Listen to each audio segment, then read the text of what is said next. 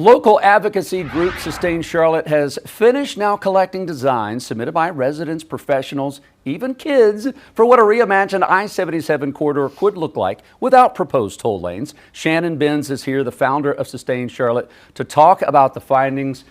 Shannon, it's nice to have you. It's great to be back. We had you here about a month ago as you guys were kicking off this design challenge, saying, come one, come all. Listen, maybe the double-decker concrete toll lanes is not the answer. So what you got? Give us everything you got in there. And what overall, what was the response? Well, you know, strikingly, it was very consistent. You know, people wanted to put the existing road underground near Uptown in a few different places and replace it with what are called caps, right? Covered in green space, but not just parks for unused space, right? But parks with a purpose. And then adjacent to it, new development, more housing, more businesses, bikeways, walkways. It was very consistent, no matter who submitted their design. This is really fascinating to me. We're looking at some of the pictures of some of these submissions. You guys had a great event last night. All these new visions were unveiled. You had a public exhibit. Kids were there overall. I do want to jump to first, if we can, I want to go to the original proposal from NCDOT. If we can bring up the NCDOT images of the double-decker. Here we go. So here's what NCDOT proposed. Charlotte had all kinds of opinions. You as well, very vocal at Charlotte City Council, going, concrete and double-decking from Uptown down to South Carolina is not the answer, right? Absolutely. It's very much a dated idea that modern cities no longer do. It was popular in the 1960s to build highways through our urban cores in order to allow essentially people to live far from downtown. But that's not what cities are doing today. In fact, many cities across the country and across the world, including Austin, Texas, have buried their urban freeways and reconnected the street grid and the neighborhoods that were divided by those highways. All right, you're talking about Austin. We actually have some pictures. Amber, our producer, if you guys can give me that Austin picture. We got Matt, is it Weschler with Land Design. Weschler, yeah. Weschler, talking about the best Charlotte is possible. And so Texas DOT is working this morning. Is that this one right here?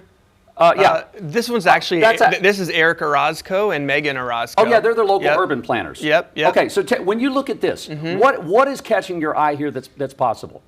Yeah, so one thing they did that's unique is they actually suggested relocating Irwin Creek Greenway. That's on the left side there. Okay. One thing that a lot of people don't know, except for those who live in this part of the city, is that buried under 77 is Irwin Creek, right? Really? One of the largest creeks in Charlotte.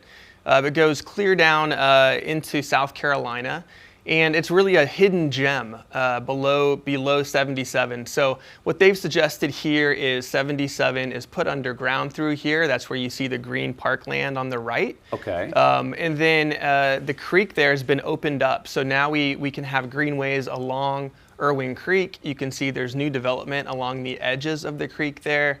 New bridges, new bike ped connections. And the green space can be used for all kinds of things, from live music to yoga to playgrounds, like any parkland. So there's a lot going on here, but you can see this is a very different vision than what you showed a moment ago with the double-decker highway. We've got another picture that I want to show. Even though the name on it here may be incorrect, this is another picture we want to show that I believe is from Matt Weschler. If we can pull that one up here this morning, this one shows, okay. Yep. So when you look at this, what stands out here? Because Texas DOT is working on a similar thing in Austin. That's right. Yeah, so in this one there are, I think, two different caps. It's a little hard to tell because what this vision includes is new development. So we have, I think it's 55 acres of land in this area that is currently being used just to move vehicles. And so if we put the road underground in a few places, we can actually have a much more developable land. We can build more housing to help with our housing affordability crisis. So here you've got a couple different caps where the road pops up in between them based on topography. You can see Irwin Creek Greenway there on the left is opened up. But you have a lot of new development, and you've reconnected the neighborhoods, and you've reconnected streets that existed prior to 77 that were all dead-ended into 77 itself. There are some amazing visions that people had, Yeah. both people in the professional architectural civil engineering world and even kids. Some great ones came through that said, hey, why don't we have more slides and blueberry fields? And you know what? I love that they're thinking, though, about what makes a beautiful world to them. Look, here's some more submissions that came in, and people going, you could have art over here, you could have cityscapes, you could have all the things you could do in Uptown, more bike lanes. Here's what I want to ask, though. Are there other cities that we can look at and go, it's working there? Absolutely. Why are we struggling with this starting in Charlotte? What's the problem?